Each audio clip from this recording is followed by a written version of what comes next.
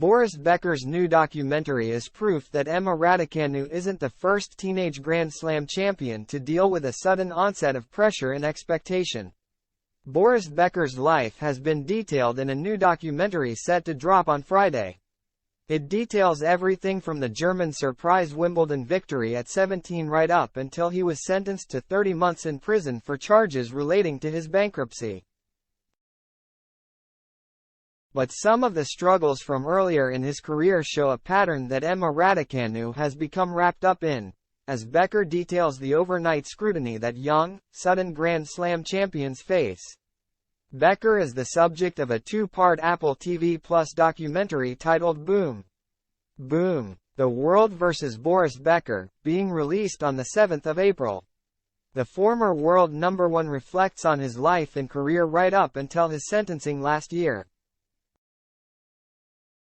and includes insight into his overnight fame after winning Wimbledon in 1985 as an unseeded teenager.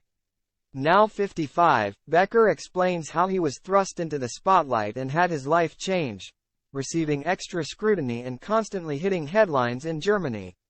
And it echoes a path that British #1 Raducanu has been on since winning the 2021 US Open as a qualifier, the first in tennis history to lift a Grand Slam title. The Bromley native was just 18 when she made history and is still only 20. And has been unable to win a title since her unprecedented victory. Raducanu has struggled with multiple injuries since and gone through 5 coaches in 18 months. Things she has often been criticized for.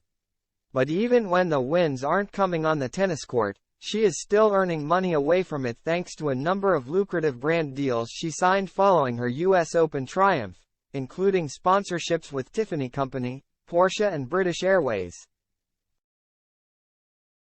Raducanu has also become one of the most popular figures in her home nation, especially when Wimbledon comes around, and has been dominating headlines since she made her debut at SW19 in 2021.